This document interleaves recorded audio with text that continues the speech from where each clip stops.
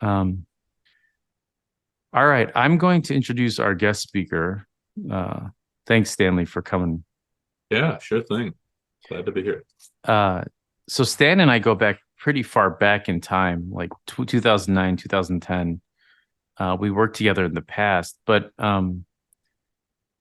Stan, can you tell us a little bit about what you do now, and then I'll get into the history part. Yeah, certainly. So I'm a director in animation, particularly in streaming TV shows. So things you might see on Netflix or Amazon. Um, and that's what I've been doing for the past several years.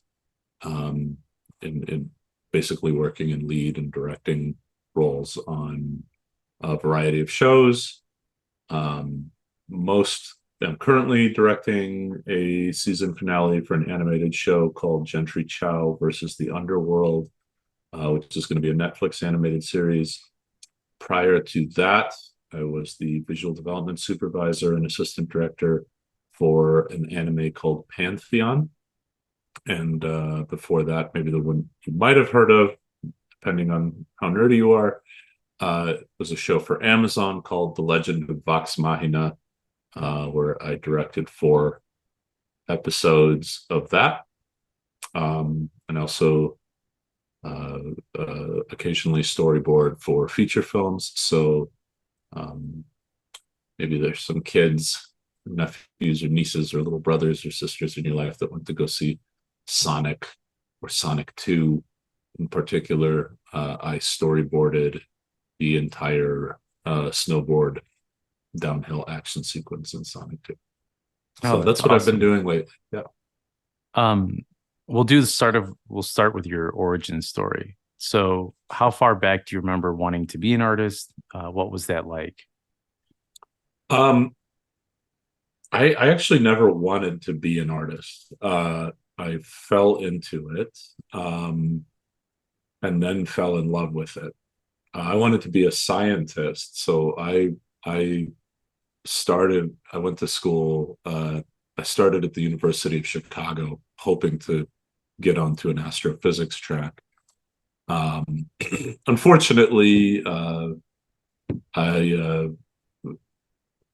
am probably undiagnosed ADHD, and so I crashed and burned pretty hard. My first year of physics was really hard. I love science. I love engineering. It was all I've ever wanted to do was be involved in space flight and involved in physics and that sort of thing. Um, but it wasn't meant to be. And so I ended up transferring and going to film school. So I always had an artistic knack. Both my parents are creative people, artists of one stripe or another. My father's an architect, my mother's a painter. So it's in there.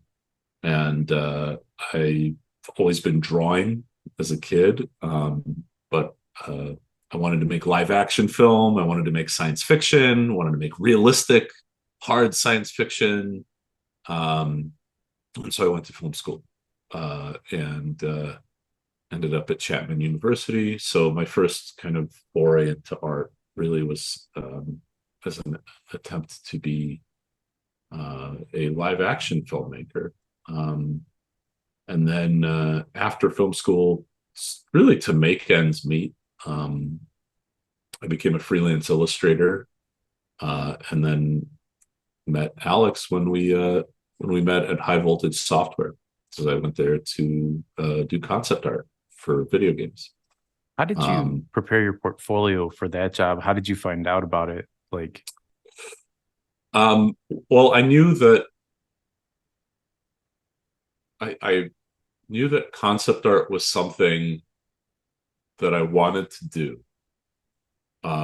Rather, it was an arrow that I wanted in my quiver. I wanted to be good at it because I wanted to continue to make science fiction. Um, and also at the time, I was involved and I remained involved for a while in something called the Space Development Steering Committee, um, just kind of like a small think tank lobbying group that has a bunch of unusual characters as varied as like Robert Zubrin or Buzz Aldrin or Howard Bloom, these weirdos that are in this Mm. group. And so I was constantly trying to up my game as an artist so that I could support these nonprofit or lobbying initiatives for aerospace ventures that I was interested in. And so I thought, well, what better um, training arena? What better way to like, get good and get good to my own standards to fight for things that I believe in than to try and be a concept artist. And so I took what little illustration drawing skill I had at the time, painting skill, and I was very rough. I was not very good. And I just spent a year living at my dad's house, just with my laptop and a crappy little Wacom at the kitchen table, just doing study after study, painting, trying to get better, building up portfolios, getting critiques, submitting to forums, getting feedback, just trying to get something, and the whole time submitting to studios, getting lots of notes from art directors like, you need to work on your fundamentals, you got to get better, this and that, and be like, and just kept at it for about a year and a half, just mucking by on whatever freelance gigs I could get, until uh, high voltage gave me a shot. I came in as kind of a junior concept artist. And it was then that once I was in a studio environment with other very capable artists, that I really took off, and they got me learning and on the right track, about how to really take drawing and artwork seriously. And the whole time I was feeding everything I was learning back into my personal projects, into my passions, and that's kind of how I got on the art track. So really, I'm just a person who's broadly interested in a lot of things, and I started just moving in the path of maximum effort in the path of least resistance. In my case, least resistance being artist. Maximum effort in the path of most resistance would have been continuing to bang my head against the wall trying to be a Hmm. scientist or an engineer. How did you know And so, what to draw for your portfolio? Like, so some of them are making little films. They're trying to figure out, what they should do for yeah, their portfolio. um, what you should do for your portfolio is, I would say, 70%. It should be what you want to be drawing or doing or making. Um, and then 30%, and I don't mean 70% of your portfolio should be this or that, right? Like, what I mean is 70% of your effort and how you're thinking about what goes into your portfolio should be, this is just what I really want to make. And then 30%, I would keep an eye on, who do I want to pay me to do this? And try to nudge your work in the direction of whoever is the closest possible buyer for what you do. And then that will inform you, because then what you do is you just start researching, like, okay, like who's most likely to be interested in what I do. Sometimes the answer is disappointing, right? You'd be like, oh, really? Like, only that group of people, and they don't pay very well, right? Hmm. And so you have to make a course correction and kind of go next tier. Go, okay, well, what am I willing to do, and that sort of thing. And I'm speaking really broadly here because it's going to be so different from person to person. If you want to be a concept artist, if you want to be a motion graphics artist, if you want to be a VFX artist, if you want to be an animator, uh, like, for example, in my case, I wanted to do vehicles and environments when I was starting as a concept artist to look for work, right? I was like, I want to draw, mechanical things, because I like to draw mechanical things and I want to draw environments. So I started just looking at the portfolios of the artists that are doing that job at studios that employ them. So who's working, who's known, who's doing what I like, who do I admire, um, and then uh, I just study the ever loving shit out of them, like Hmm. just you know pour your heart into it. Like it really should kind of feel like the if you're wondering like how much effort should I put into like the getting good part, right? Because there's a part of us as artists that are always just kind of like, well, maybe I can just get away with somebody hiring me for me, right? Like Yeah. that's no one's gonna hire you for you. Like you do have to get good, and the getting good part, um, it really should be an effort commensurate with like studying for a medical exam or preparing for like fighter pilot school or something. Like you should be putting in big long hours. You're not hanging out with friends very much. You're in the library. You're looking at references. You're trying to wrap your head around and trying to produce works that are like the people you admire to the best of your ability. Like, am is what I make on par with who I'm looking up to? How close can I get it to that level of quality? What is it that they're doing that gets it there? Um, and it's really hard to do. That's it. Like it's just very hard to do, and it takes a crazy amount of work. So be prepared for I that. feel like nowadays, like for instance, like, you and I were talking, I just got the gig at Netflix, right? And we were talking a Mm-hmm. little bit about it. It's like I took a week off of my work at Amazon to prepare for that. And I literally just grinded for 8 hours a day. And anything I didn't know, it was exciting because the answers were online somewhere. Yeah, You yeah. know, and I remember back in 2000, there was none of that. Like, Yes, so it I was a think, lot harder to get good back then. yeah. So putting in that Yeah, hard work is kind of fun right now.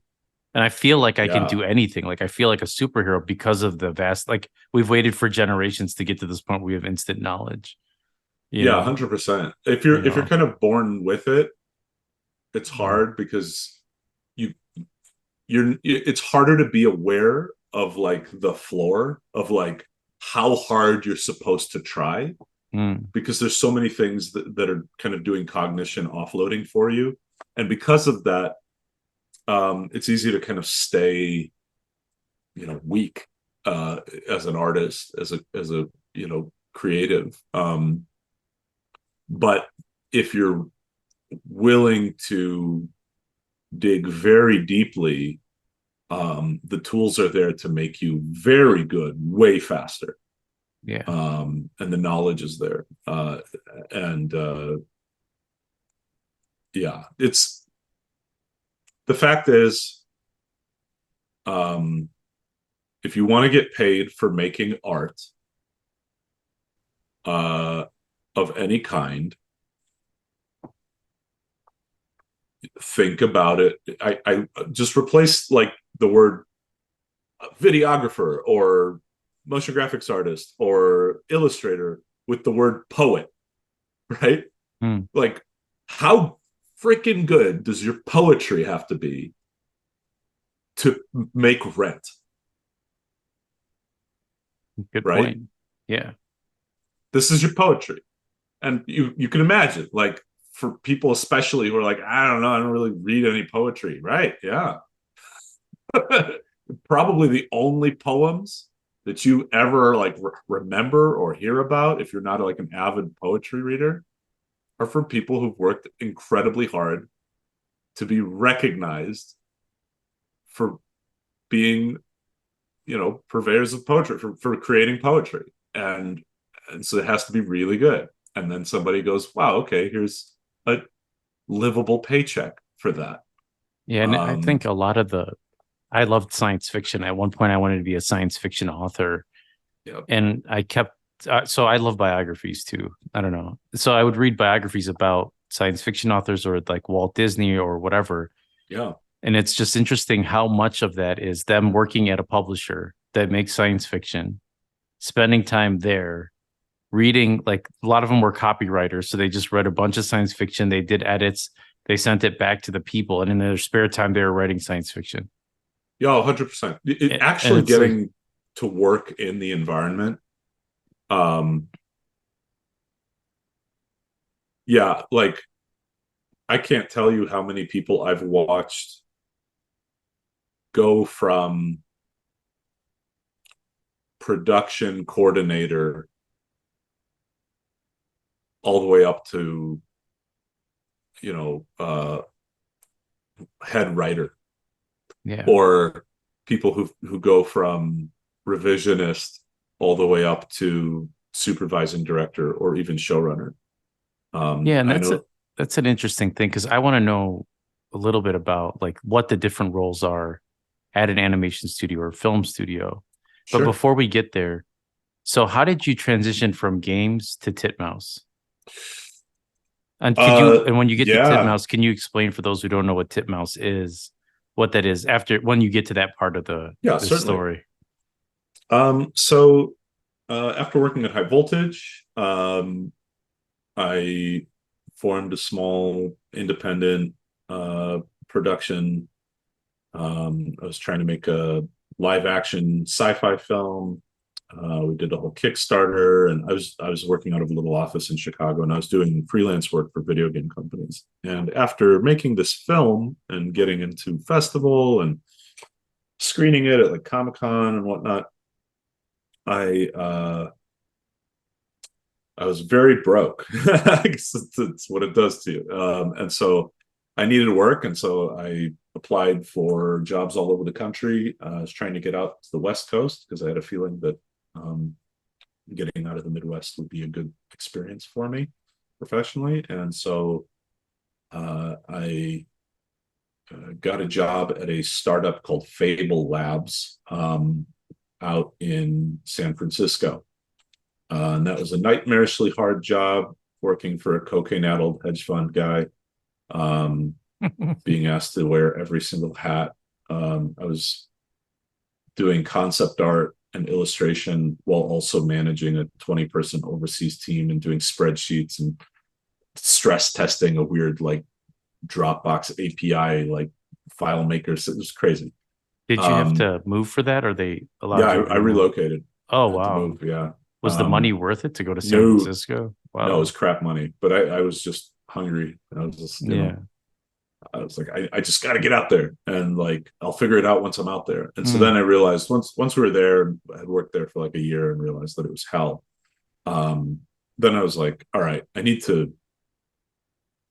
need to move to LA, and get into something else. And at that point, I had started, I was curious about working in the animation industry because I'd met people from the animation industry, and it was like really cool. And I realized a lot of the things that had inspired me growing up were animated properties, um, on top of live action stuff. And so it's like, well, all right, um, I took a small freelance job, which was my first animation job, and it was painting the backgrounds for a Lil Dicky Snoop Dogg collaboration animated video, Hmm. um, which is so all the backgrounds in that music video I painted, um, and it was not a lot of money. It was a small thing, but it got me a few people got to know me, um, and so we used that money to move to LA,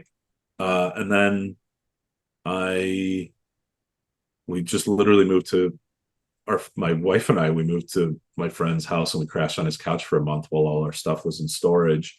And I uh, got an agent in that month and started pounding the pavement and doing advertising boards. So I was just doing storyboards for ad agencies all over LA. And it was good money. It was intermittent, but when it paid very well. And so we were able to move out by the end of the month with the first couple of paychecks. And before we had to pay for the storage fee for the public for the whatever, the U-Haul thing. Um, and so I did that for about a year while testing for storyboard positions at various studios, getting feedback, trying to get better, going to figure drawing sessions. I would go to regular figure drawing sessions at Titmouse Animation. Titmouse, if you don't know, is the largest independent animation studio in the world. They're currently about 1,800 employees at Titmouse. Whoa. It's spread over LA, New York, Vancouver, and I believe they're opening a division in France at some point. In any event, I would go to the figure drawing sessions there and meet a bunch of animators, and they would give me all kinds of tips, and I would see how they're drawing and keep my ear to the ground. Every Tuesday we would go and be drawing, and they'd be telling me like, "Oh yeah, such and such studio is hiring," and so through that process and some failed interviews, I ended up having a storyboard position on Mike Tyson Mysteries at Warner Brothers. I took the job, and it was hard as hell. It was a lot harder than I thought it would be. Wow. What made it so difficult? Just it's comedy and very specific comedy, and the director is like a 70-year-old man. He was like an old hand who was also like the producer, and he's just a crotchety guy. He's like, "You gotta widen this shot. Why are you guys always doing it with the anime faces? Oh God!" Like he's just really picked us to death. And I'm like, "Okay, you're right." But it got me good. It got me, it was a tough experience. And then right after that, I left Warner Brothers because I had an opportunity at Titmouse working on season 7 of The Venture Brothers. And so I storyboarded on that. Got to know Christopher McCullough, who's the creator of The Venture Brothers. He's now a very good friend of mine. And he really helped me, cultivate a strong directorial sense and like a clear vision for how to think cinematically.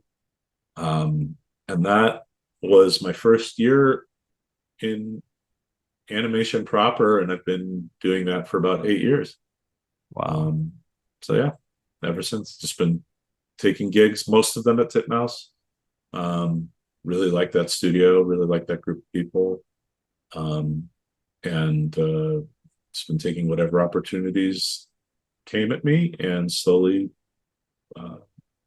getting more and more responsibility and moving up the ranks. And yeah.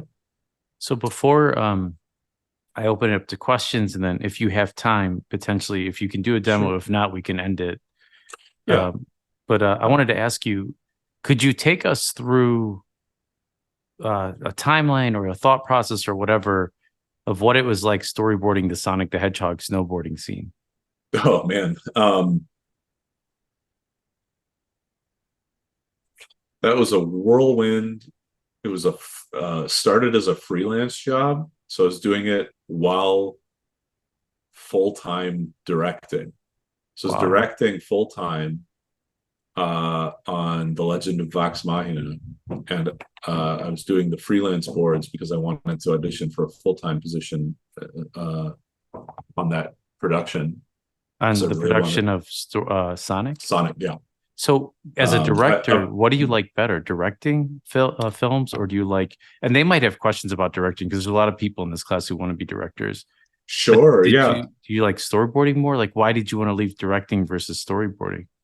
Well, so there's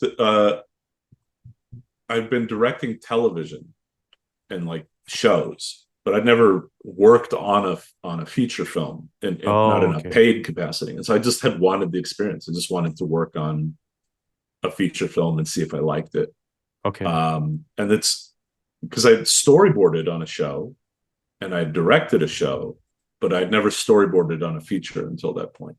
And I Wow, wanted to awesome. see like what's the feature world like, because it's very different. The timelines are different, um, expectations are different, the way things are done is very different. And so,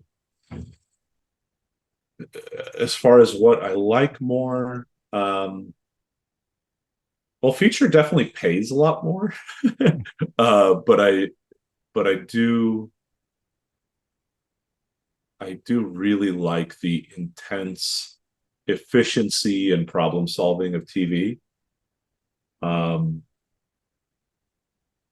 it can burn you out really hard, but Either one or mostly TV can burn you mostly out. TV. TV can burn you out. Feature is where you go if you like want a really cushy job because you draw really well, and like Okay. the producers are like, you know, your art is lovely and we're going to totally put it in the production book that we sell someday, and you know, da, Nice. da, da. Like if you're a killer artist and you've paid your dues, um they you know, that's like the cush job, is get to feature boards.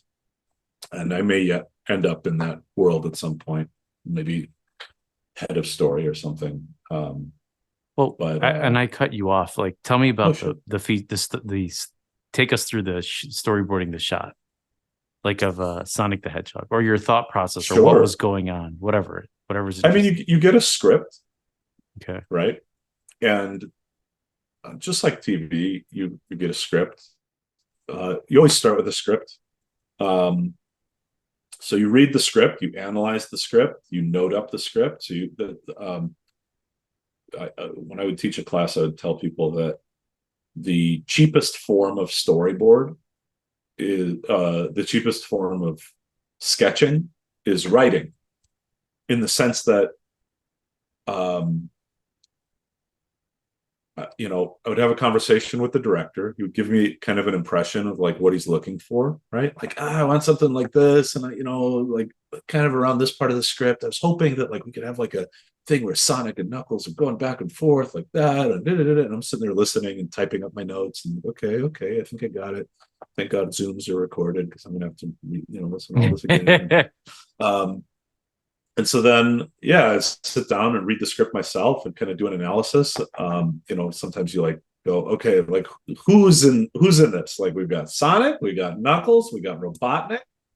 Oh, that's it. Okay, so then like where do they enter? Like, and I would go and like maybe mark a line and be like, okay, here's the first time we see Robotnik right here. I'm not going to worry about Robotnik until right here. Here's the first time we see Knuckles, right? And I mark that off. And then what I do is I would make a storyboard of just chyrons, so just little slugs of text, um, that take an enormous amount of the thought process. So I'd sit there and just kind of imagine. I would imagine what has to happen, what I think has to happen, and to save myself the trouble of like the burden of drawing it, I would just write a little note, like type it up or write it. So it'd be like, extreme close up, Knuckles angry. Next, uh, wide shot, Sonic dodging. Next, right? And I would like type these in and then like go back and like think and like, I should have a shot here, and just plop in a blank. You know, I use Storyboard Pro, but whatever tool of choice, Sure. plop in a blank, you know, frame, and just type something like just so you have a placeholder, and before you know it, like you've significantly mapped out, um, you know, what you're going to be doing, right? Like you know, because you saw it in your head, you put something down on paper that just anchors it, so it's not lost. All right, yeah. Or what the hell did I write here? Right, yeah. Like I wanted Knuckles flipping in the air before, and then a close up on his feet. That's the next thing. Close up on feet. Right. And so then you go back and you do the rough pass. Right. Um, and the rough pass is just chicken shit scribbles. Literally just like Hmm. the most basic compositional information. So like how big in frame and where is Sonic's head? It's right here and over there. There's Knuckles, and it's like little thing, kind of like this, right? Like or whatever. Like what's the shape? And I would like dot dot angry, whatever. Like Hmm. that's You're almost thinking Sonic's. 3D and all that stuff. Yeah, I'm just starting to think like where's the horizon line? It's just kind of like that. And like Sonic should be a little thing, and I'll just make like a little scribble or a little circle with like zigzags on it or something, just to go, I want Sonic this big in frame, and I want the mountain like you know huge, like this much of the frame, something, right? And so just go through all the shots and put something down that I can at least read and understand. Um, and then tab through it and just be Okay. like, okay, yeah, no, it's like that. Hmm. Okay. That didn't really cut. Let me add a shot. Should be like this, and that. Okay. And so get like a sense of the rhythm, right? Like, how does this feel, right? And I'm kind of tabbing through it, like, you know, imagining like the intensity and music and the sound effects, and he falls and he goes up and down, right? I'm just thinking through that, Hmm. like kind of beat like rhythm of the movie at this really rough ass stage, um, because that now I'm anchoring things like screen direction, right? Like, okay, Yeah. he's moving left to right, but I just need to know that. Just super symmetrical shot, big eyes, next, right? Once I have that, my scribbles are kind of legible, like they're fairly legible. That's usually when it's time to like, all right, Jeff, the director, let's do a Zoom, let's do whatever, let's review this. Here's where I'm going. Here's what I think. Okay. Oh, cool. Yeah, I like what you're thinking. Yeah, something like that. Got it. Can can we add like three shots here to this? And okay. Yeah, I don't know about this section. Maybe it really should have been more like, oh, okay. And the nice thing is that these are so rough. These chicken shit doodles are so rough. It costs nothing to Hmm. redo it, and I can even on the fly go back to like the Chiron text. So as I'm talking to him, be like, oh, okay, hang on, new panel, shot of Sonic farting. Okay, two Hmm. shots of Sonic farting again. All right, got it. Like I can just add that real quick mid conversation, right? And I also feel With like you have to be so comfortable in your career that you have no ego or fear to just sit down and talk to a director and be like, "Hey, look, we both know this is chicken garbage. I want yeah, to convey the idea. yeah, right. Like, And they there's expect no that. the fear is gone." Yeah. Professor, Yeah. so there's a fire alarm going off right now. Is it all right if I go in the Yeah, next go room? save your life. Go, Luke. Get Yeah, out of that building. sorry Yeah, about anyone that. else who's in a fire alarm, go. Like, don't Yeah. ask for my permission. Yeah, Thank send you. me an email, Luke, so I know you're okay. Yeah, Unless yeah, you no, pulled the sorry, fire alarm to get out of but this class. yeah. All right, I'm thanks. just Bye. kidding. Go bye, Luke. Sorry about that, Stan. No, it's all good. I hope he's all right. Yeah. Uh, yeah. So there's definitely some comfort in the career. Yeah, it is Andrew. But And then someone was second, asking if it was recorded. Yeah. oh yeah, um, yeah. It's definitely like it's expected that you're going to have a rough pass on things, right? Mhm. That you're going to want to check in before you get too carried away, especially if you're working on somebody else's vision. Don't get carried away. Don't just like run with it and take everything to clean and make it and start like showing off what you can do, because this isn't yours, Hmm. right? That's Yeah. fine for your own project if you want to work that way. That's great, but like if you're getting paid and this is somebody else's thing that they're in charge of, and they're bringing you on because they're like, look, I just need the mental horsepower that you bring. You have a sensibility. I I can't think of every damn thing, so I'm going to give you the broad brush strokes. take this somewhere, do keep it really loose, really rough at first, because it's going to change. You expect 90% of it to change at the rough stage.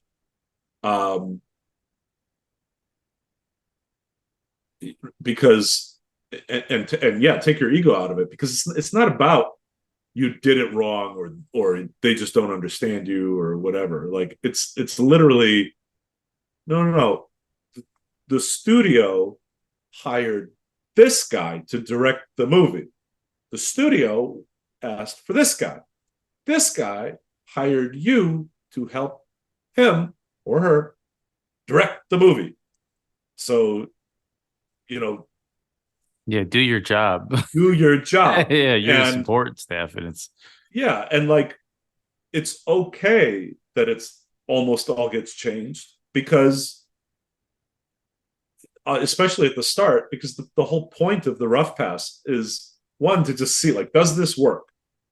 Sometimes the director sees it and goes, oh yeah, the script's kind of stupid there, that doesn't really work at all, we're gonna have to rewrite that, I'm sorry. Yeah, no, just dump it right there. And then other times it's like you need to go through the rough a few times just to figure out what this person likes. what what gotcha. what is the mind that got hired to direct it, So how do you right? know? Is it just the series? So like when you finished the shot, Yeah. how did you know you were finished? Like they just were like, okay, I can use this after those meetings, or you're just it's iterative. Like boom, these six were cool. The next six, like like how do you know when you're done? Like I mean, there's, production has a schedule, right? So okay, like you're just uh usually there's what happens is if you're just not hitting the mark, right? hmm. um or for whatever reason, they just go, okay, well, we'll run you out until you're done. Maybe some of this is usable in the edit or whatever, um and just move you on to either we don't hire you for more, or we move you on to another section. um it's hard to let go of people once the ball gets rolling, so you have to be really judicious, if you're Okay. trying to hire people. Like with the union, it takes like 3 weeks to let somebody go, and you have to Wow. it's a whole process, How right? hard is it So to get like into the film union? into the animation guild, in my case, Okay. you just have to work on a union show. So like Okay. you're in the moment you're on a union show, if you're an animator, Okay. then It's you're not in. that difficult. It's just getting the job. Yeah, Okay, the cool. job is the hard part. So that's why studios are kind of like, I don't know Mm, about you every time, right? mm. Unless you're a really known quantity, and like you've really It- proven yourself. I Yeah. feel like it's set in the game industry. Like even when I was going through, well, my Amazon interview was an entire day and it was like 8 people. The Netflix one was actually easier than Amazon, but they really wanted to make sure. I mean, they hit you from every angle, like with Yeah. questions. And I mean, they just don't want to, even if it's non-union, it's just sort of like, is this person going to be good studio fit, good personality fit? Yeah. Oh, Do they have the sure. skills they say they have, so Yeah. because we're coming close to sort of the time, let me Oh, just sure. pause for a moment. Does anyone have questions about anything? This is the part that I kind of Yeah. generally it's crickets, but does anyone anything at all about the film stuff or whatever? Um, okay, just because we're getting close to time, we I could had a eat. Oh, hey, Abigail. Okay, perfect. question. Yeah. It's not about like the film itself, but it's more about like the fear of going into this industry when you don't know if you're gonna get work, or like if you don't know if you're good enough, basically. So I just wanted to know if you had any advice for like getting over that hump. Um. Yeah. Well, so the just accept the fear. Um. Find your tribe. Find people who, you know, it helps if you're doing it as like a cohort. So find people who are like-minded, who are trying to come up with you at the same time. Find your team, find your crew, find those people, for sure. And that way you have people who are looking out for you and you're looking out for them. It's a very social project, art, especially entertainment industry art. You know, if you're going to be a chiseling on a mountain by yourself, whatever. But like if you want to be in the industry, it's very social. Find your crew, go to meetups, go to events, go to the parties, get involved with those people, find out who your colleagues are, who you want them to be. That's going to make a big difference in your ability to kind of endure psychologically. And as far as knowing whether you're good enough, I'm 38 and I still have terrible imposter syndrome. I'm dealing with it right now. I'm doing a freelance test for a character design position, and I'm like, oh my God, oh Jesus, the whole time. The fact is, that's just kind of the sacrifice you make to be an artist, is that you're just never sure of yourself ever. There's always a fire under your butt. And you're always like, oh God, you know, there's like a few moments where you're like, that kind of didn't suck. That was okay. You know, it's hard. I think it's comforting hearing that too, because Yeah. you know, every job I've started at, I've always like, did I just bite off more than I can chew getting this gig? Like, but I want to kind of just comment on one thing you said, just because I want to bring it to light. Yeah. When you said finding your tribe or the mentorship opportunity, like every job after high voltage that I've ever gotten was from people who just were like, hey, we have an opening. I like you. Do you want to work here? Like, it was like there's guys like Stan and Ben Savage who we worked with together, like really awesome people I worked with in the past. And I'm always like, anytime I get a new job, I'm like, I want to work with these people. I want to bring them back into wherever I'm at. It just makes for my life a lot easier having them there, because A, it's just a joy talking to them, and B, I knew they do fantastic work.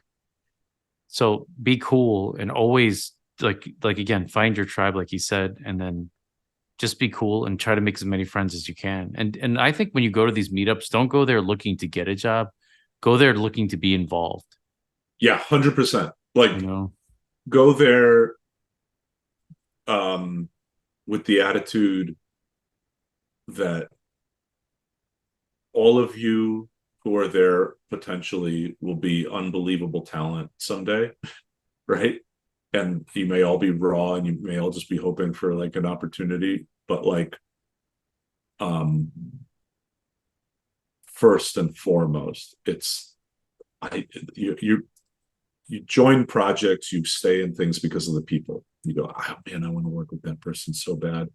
I want to go to that studio because that person I worked with is over there, and I hope they bring me on. And oh, I remember that person from a class I took a long time ago. It'd be so great to like do something with them. They're so talented. It'd be so much fun. That attitude will keep you employed. The being hungry to be involved. You can always worry about like, am I a good rate negotiator? Did I get screwed on that last project? Like, am I being overworked? Like all that stuff you can like worry about separately, and like, come up with strategies for like, how do I negotiate a better thing? How do I get benefits? And, how do I get the job, that lets me do this or that? That's all well and good. And, there's a space for thinking about that. But first and foremost, you need your group of people, and your cohort. And I'm sure some of the people in this class, are looking at each other. Work on each other's projects, like help each other. Like, when I was at Chapman University, I was the VFX guy on everybody's project. So I was trying to make my own movies and trying to make a name for myself, but like people would come to me and be like, Stan, can you like put muzzle flashes on my action flick that I'm doing? Stan, can you do a matte painting back here? Stan, can you make like the superhero have like, a warp effect or like, whatever it was? I need a screen in the background. And these people couldn't pay me. They were all students, but I would treat each and every single one of those things to the best of my ability. I'd be like, I'm going to kill it with whatever I got. I'm going to just absolutely kill it because these are my friends and I want their work to shine. And even if what they are making ends up being a turd, I want to be the golden nugget embedded in that turd. Like everything I touch it, I make better in a little bit, by a little bit. And if you find a group of people that all have that attitude, You won.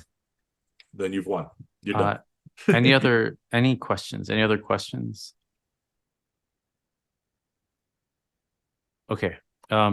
Stan, I can leave it up to you for about 5-10 minutes if you want to do a demo. If you don't have time, it's completely fine. We can close up class now. It's totally I could do okay. a quick. Just to talk about your process, just show them like a little sketch or something like. I'll show you guys how I draw like a rough thing. And then we'll close up shop for class. Thank you again, Stan. I appreciate it. Yeah, sure thing. I have some horror lighting going on in my office. I need to turn the lights on. And while I do this, guys, like if you think of a question, just ask. I do recommend thinking of a question. I have a question. Yes. I was wondering, do you ever watch your own like work when it's like finally like produced to the rest of the world? Sure. Because I know there's a lot of people out there that don't like to watch their own stuff. So I was just wondering. Yeah, I watch it. I mean, like it depends. Like if I really love the project, yeah, I'll sit down, I'll like get my family together and be like, we're gonna watch this together. Like I worked on this, I'm really proud of it. If it's something that I just was just like a paycheck, right? The nice thing about like my job is that I get to you watch like the animatics and like the take ones and take twos and all this stuff like over and over again during the production. So like oftentimes like by the time it ships, even though I don't get to see the finished product, I'm like, I saw it. I know what's in there. You know what I mean? So I don't know. I mean, it depends. It depends. Every person has a different feeling about that. Personally, it depends on the project. Yeah. Thank you. Sure. Yeah. So real quick, yeah, sometimes like if I'll do Sonic real quick, just whatever. So like, let's say I want a horizon line like this, right? Something kind of right there, and I'll be like, Sonic should be, like that big, and maybe a couple eyes and nose, whatever, and then like let's have, Knuckles back here, right? And like Knuckles is running, get the big fist, and his hair is, whatever, right? He's got that kind of thing, right? Maybe. And let's see, maybe like Sonic's shoulders are kind of turned this way, right? And, this is like a shot, right? And like, there we go. Like I've composed my shot, right? And then if I want, maybe I'll do like, move it over. So it's, like maybe it goes to here, and then like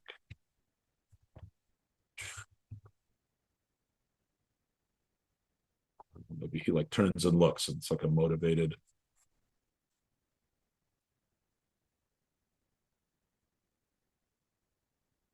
sort of thing, right? So like, right? I don't know what the action here is, but like, usually what would precede this is something like I would literally just, be like, OTS, Sonic, facing cam, Knuckles, small in BG, and then do another one, right? Be like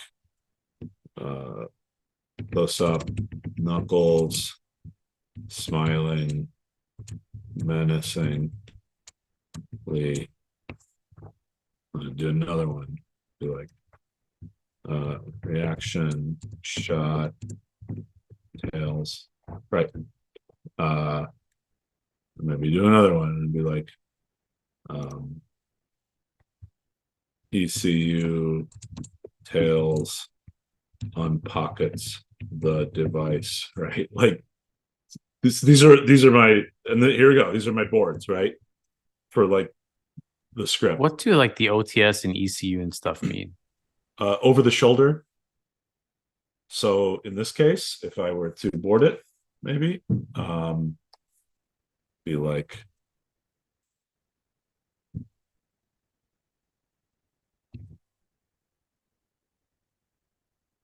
is very much like the previous shot. In this case, it's not super creative, but like maybe something like, hey, I am Knuckles, and my Knuckles is like this, right? And he's just standing there, and he's like, I'm mad at you, right? And then Knuckles smiling menacingly. So this is CU's close-ups, and I'm going to be like, I know who your father is. Something, I don't know what the line might be. Spoiler, is it Dr. Robotnik? Yeah, it's totally Dr. Robotnik. Yeah. Reaction shot, right? Like Tails. Maybe Tails is like, oh.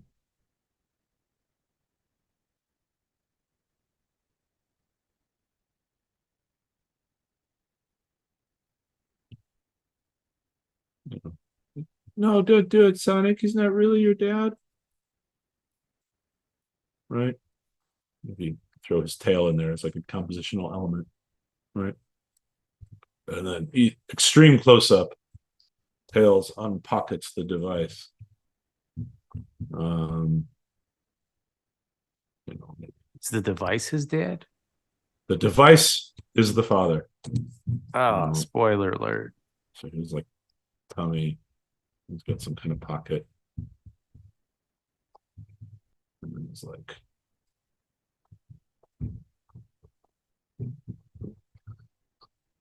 I don't know what this thing is, right? He unpockets the device, right?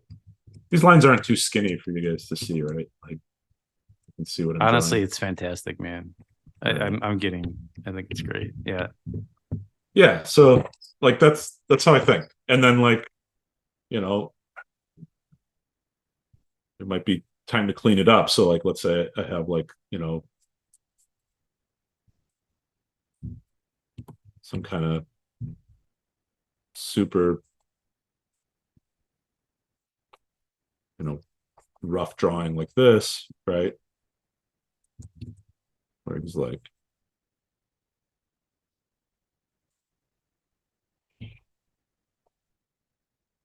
whatever, right? I don't know. Let's say I don't care. He's in water. I'm not going to draw all of it.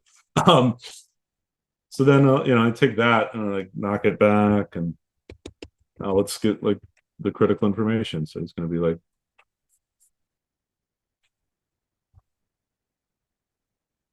What kind of tablet are you drawing on? a Cintiq. Oh.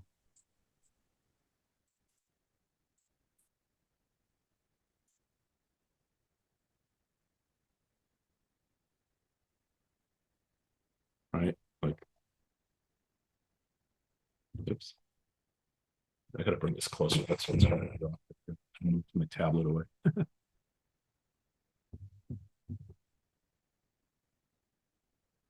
Right.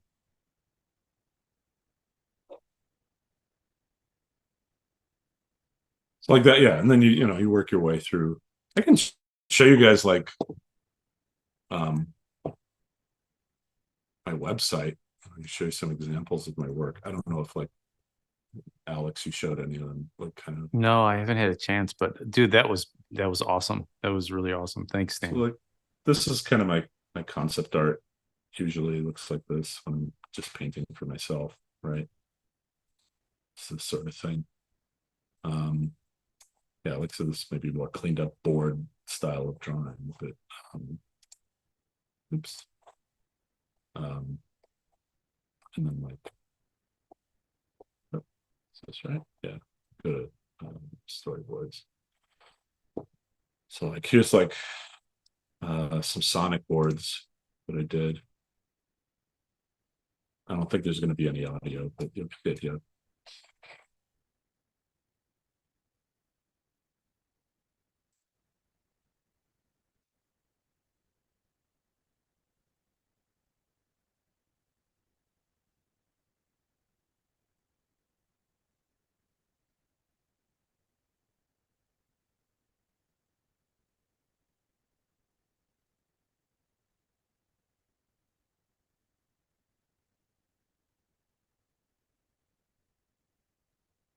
This is so awesome.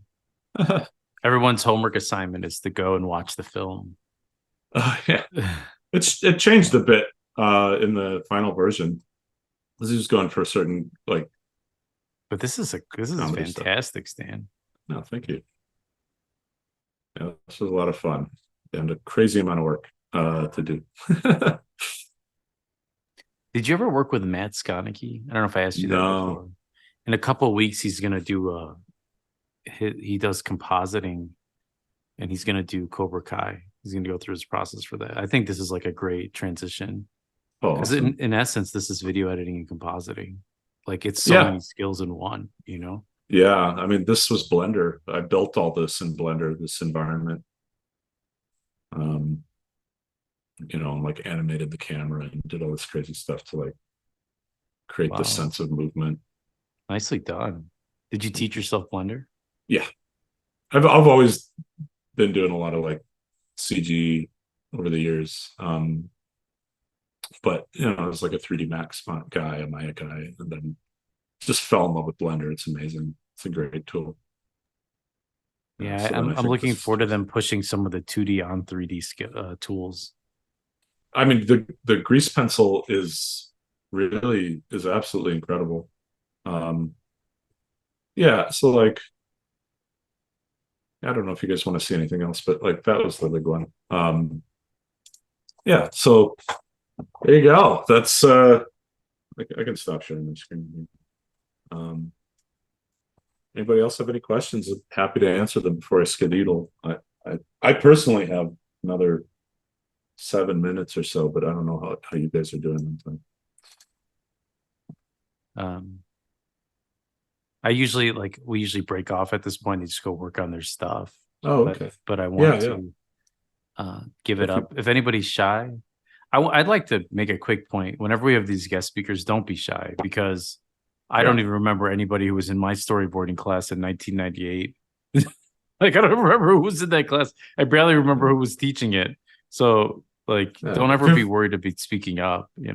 If you have like a completely dumb question, there's no dumb question in college. After college, the question you can get pretty stupid, but in college, there's no dumb question. Yeah, you're given like, a certain level of grace. Yeah, it's like this is your chance to just be like, how many circles are in an anime? I don't know. Let's count them. Like whatever you want to ask me. I can. Yeah. Go ahead, Andrew. Go ahead. I have a question. I know you're a pretty big artist. You do a lot of big projects for a lot of big companies. However, how would you say that you also do like freelance work and do things like for others, maybe like just like freelance, take other side jobs and things of that nature?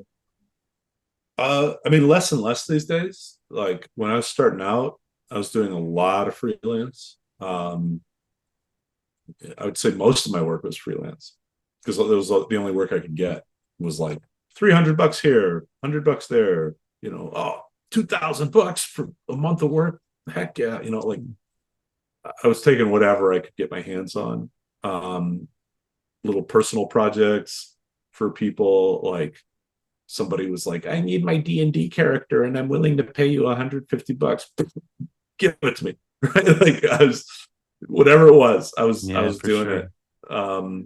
Just trying, and then slowly, you know, like as your skills improve, your pedigree improves, then you just have to be more judicious about freelance work because you know, like I'm a dad. I have two small boys.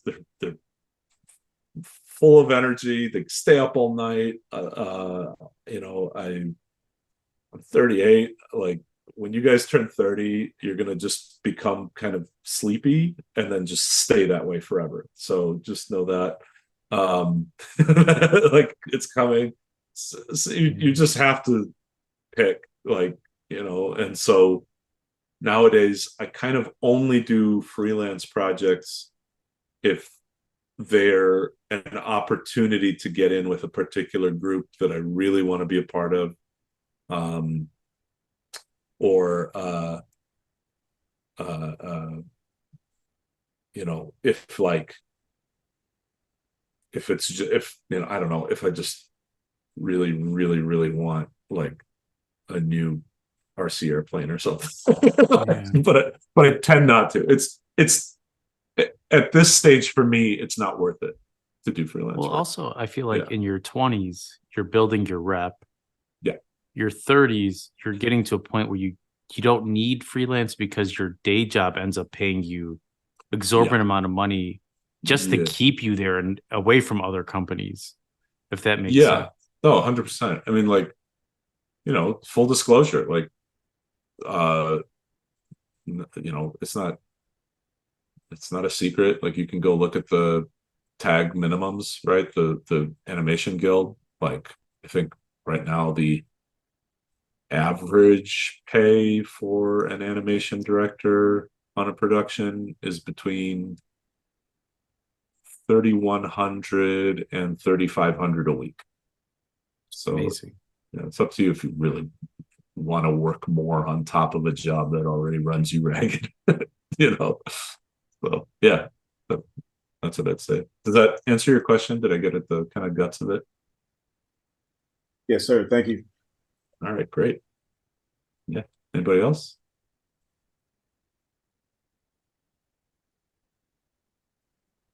All right, then let's All right. do a virtual or real applause for Stan, who didn't get paid for this and his own time away from his family for this. Thank you so much, Stan. I really appreciate it. Sure. I hope it was helpful. And you know, if you guys think of questions later, feel free to give them to Alex and send them my way. Like Alex, if you want to Super compile cool. any questions, I can just like respond to some bullet points or whatever. Yeah, we'll do. Yeah. All right, then that concludes the class. Go make some awesome storyboards. We'll take a look at them next class. And for the rest of you who are in my other project management classes or whatever who attended this, thank you for doing that. So, all right, bye, everybody. Hey guys. All right. See you, Alex. Thanks for having See me. you, Stan. Yeah, dude, you're the best. All right, You talk too. to you later. Bye. Bye.